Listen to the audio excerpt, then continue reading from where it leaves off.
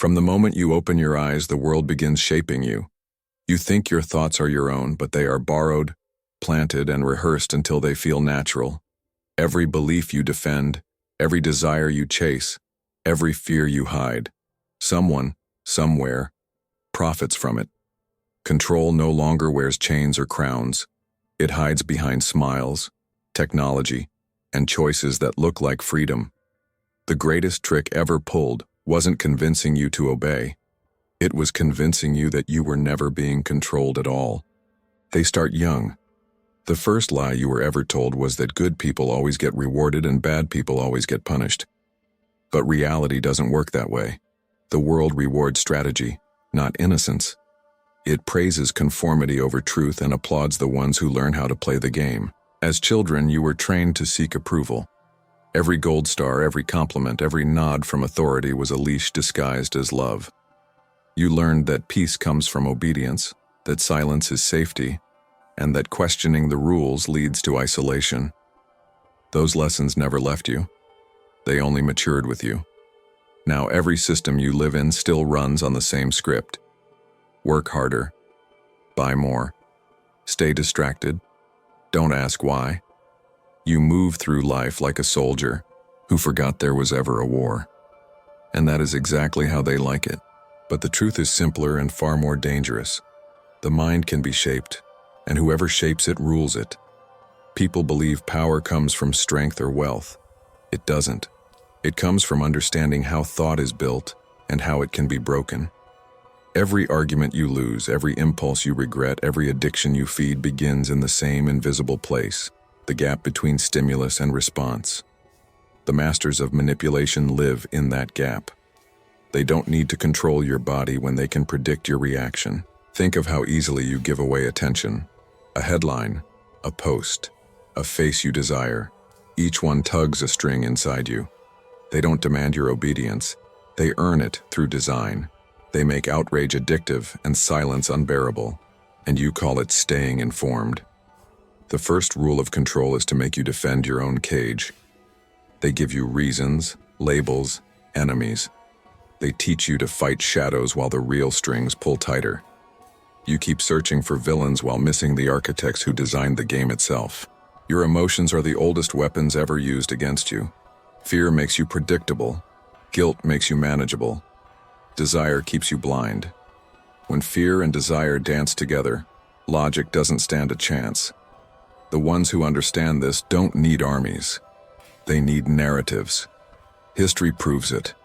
Entire civilizations collapsed not because their enemies were strong, but because their people were convinced. Conviction built empires, fueled wars, and destroyed truth. When people believe, they obey without question. When they question, they see. And when they see, control cracks. So those in power learned a better trick. Never silence the rebel. Just flood the world with noise until rebellion loses meaning. Give everyone a platform and no one a voice. Turn truth into opinion, and the game resets. The mind's greatest weakness isn't ignorance, it's certainty. Once you're sure you're right, you stop learning. That's when they win. You've seen it. In conversations that turn into battles, in communities divided by ideas that no longer belong to anyone. Every side believes it's awake. Every side thinks the other is blind. But both are controlled by the same emotional machinery, pushed by the same invisible hands. Control isn't always domination. Sometimes it's comfort. The system doesn't want fear forever. It wants dependency. When comfort becomes currency, rebellion feels inconvenient. You'll trade freedom for convenience and call it progress. But beneath that quiet surrender lies something ancient, the part of you that refuses to kneel. The voice that whispers when everything else is loud. This isn't real. That voice is awareness trying to survive. If you've ever felt detached from the world, if you've ever sensed that something is wrong but couldn't name it, that's not confusion. That's awakening. Awareness always begins as discomfort. It's the mind realizing it's been tamed. The second law of control is to make you fear your own awareness. Society mocks those who see too deeply. It calls them paranoid, cynical, or strange. But that's the cost of perception. The deeper you look, the fewer people you'll find beside you. You must learn to observe without reacting, to see without judging. The moment you can study manipulation without anger, it loses power, because emotion is the bridge they cross to reach your mind. Burn that bridge, and their access ends. Silence is not surrender. It's recalibration. In stillness, patterns appear. You notice who benefits when you're angry, who profits when you're afraid, who thrives when you're distracted. That's when control becomes visible, and visibility destroys illusion. The world runs on carefully curated tension. Outrage fuels algorithms. Conflict keeps you scrolling. Every second you spend reacting, you're producing data. That data refines the system that keeps you hooked. You are not the customer. You are the product. Understanding this doesn't make you immune, but it makes you unpredictable. And unpredictability terrifies control, because the system feeds on patterns, and awareness breaks patterns. There's a moment every observer reaches, the realization that control isn't personal. It's structural. It's in design, culture, and reward. Once you see it, the question changes from who's controlling me to why was I so easy to control? That question is the doorway to power. Not revenge, not rebellion. Power through perception. The kind of power that doesn't need permission. The kind that rewrites your programming one decision at a time. You've seen how control begins within. But the final stage is far more intricate. It's not about fear or obedience anymore. It's about shaping the architecture of reality itself. When the world around you starts aligning with your expectations, you stop questioning it. That's the brilliance of engineered environments.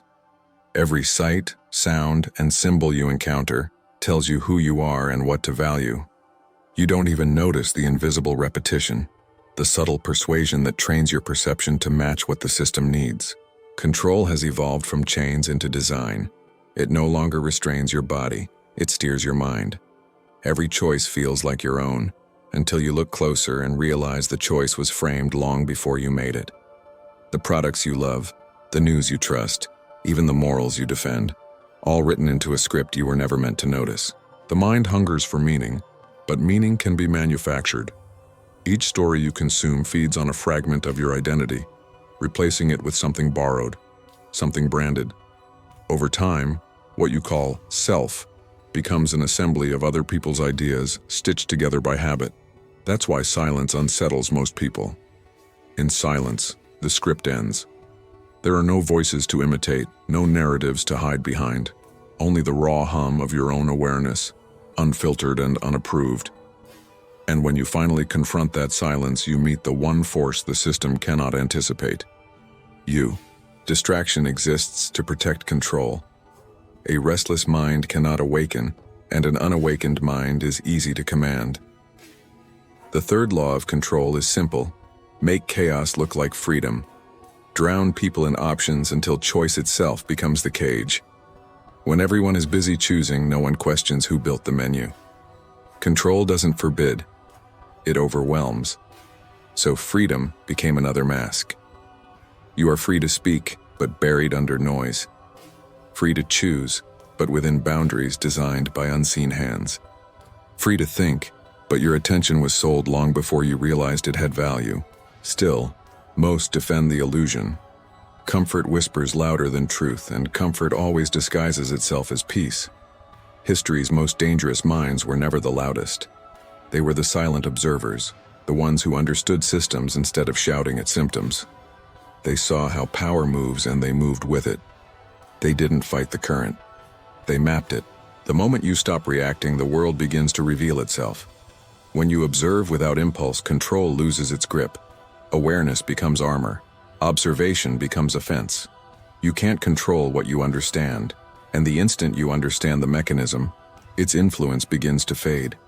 Look at the rhythm around you. Constant acceleration, artificial urgency. Everything demands reaction now, because reaction is profit. Stillness, on the other hand, is rebellion. The slower you think, the less predictable you become. The system feeds on emotional speed. When your feelings outrun your reason, you're already conquered. Slow them down and you shift positions, from pawn to player. Observation breaks hypnosis. Once you start recognizing the patterns, they become impossible to ignore. The same conflicts reappear under new names. Outrage is recycled, trends are repackaged, and spontaneous events repeat on schedule. Repetition isn't random, it's reinforcement, and reinforcement builds obedience. There is only one antidote: deliberate awareness. To notice your reactions in real time is to reclaim your mind's territory. Control loses power, not when you destroy it, but when you understand it. Then comes the final realization: control cannot be eliminated, only redirected. The energy that enslaves can also awaken. The same psychology used to manipulate the masses can be refined to master yourself. If fear can be induced, it can also be transformed into focus. If desire can be exploited, it can also be purified into purpose. The mind that once built your cage is the same mind that can dismantle it. The structure remains.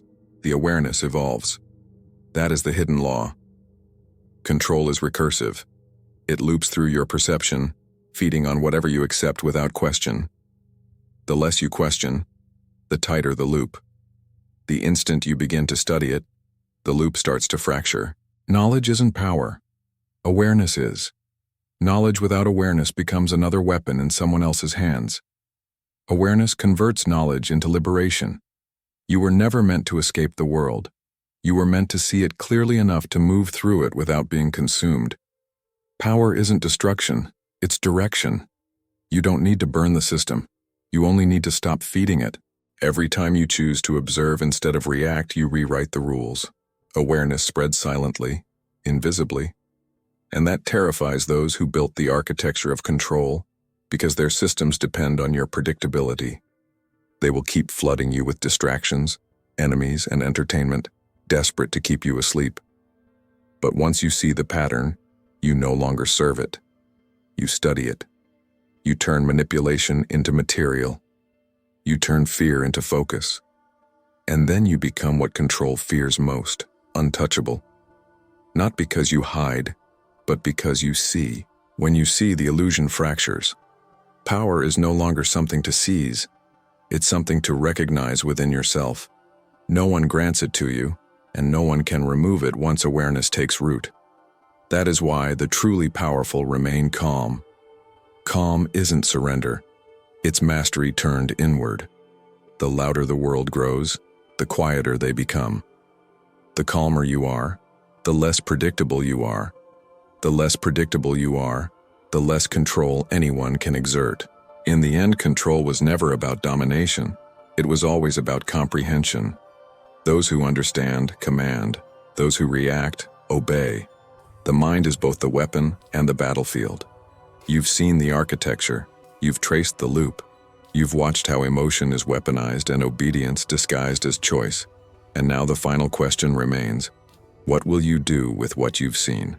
You cannot unsee it. You cannot unknow it. The world will try to reclaim your attention, to drown you in noise once more. But awareness, once born, does not die. It waits. It watches. It expands. The game doesn't end when you understand it. It ends when you stop playing by their rules and start writing your own. That is how control collapses. Not through revolt, but through recognition. Through the quiet refusal to trade awareness for comfort. And when that happens, when the system realizes you've stopped reacting, its grip dissolves completely. Because no one can control what you've already understood. Because they can't control what you've already understood. And once you understand, their language collapses. Every symbol, every rule, every threat loses its teeth. What once felt like chaos begins to look like a pattern you can read. What once felt like fear becomes data. And when fear turns into data, it can no longer rule you. You stop being the subject of the system and become its observer. The observer doesn't fight the storm. He studies its motion, learns its rhythm, and moves between its strikes untouched. That is what mastery feels like. Stillness inside motion, silence inside noise. The architects of control will never warn you about this stage. They fear it more than rebellion, because rebellion can be predicted, pacified, or bought. Awareness cannot. It doesn't march. It doesn't shout. It simply withdraws obedience, and the world begins to starve of its illusion. When enough minds see, the system starts to fold in on itself. Not through destruction, but through irrelevance. Its machinery keeps spinning, but no one feeds it attention. That is how empires end, quietly, when the watchers wake. From this point forward, the test is not to wake up once. It's to stay awake in a world that rewards sleep. They will offer you comfort disguised as peace, identity disguised as belonging, noise disguised as knowledge. Reject them all. The moment you start needing less, you become untouchable. This is the inversion of control, using their own design against them. Every manipulation they taught becomes a lesson in power. Every lie becomes a map. Every attempt to shape you becomes proof that you were never meant to fit. The wise do not destroy the system. They move through it unseen. They learn to bend without breaking, to act without being noticed, to win without announcing victory. Control thrives on attention. Mastery lives in silence. And now you know. You can never return to ignorance. The world will look the same, but it will no longer feel the same. You'll see the strings in every gesture, the scripts in every conversation, the conditioning behind every smile. You'll see the machinery, and you'll know exactly when to step aside before it turns. Power has always belonged to the one who sees. To see is to rule, and when you rule yourself, no empire can claim you. So remember this moment. This is the crossing point, the line between the blind and the aware, between the controlled and the controller. Most will never reach it. Fewer will dare to stay. But you're still here, listening, watching, awake. Now, think differently, see differently, and when the world tries to pull you back into sleep, whisper to yourself, "I see you." Then walk forward. Quiet, unpredictable, untouchable. You've joined the few who see.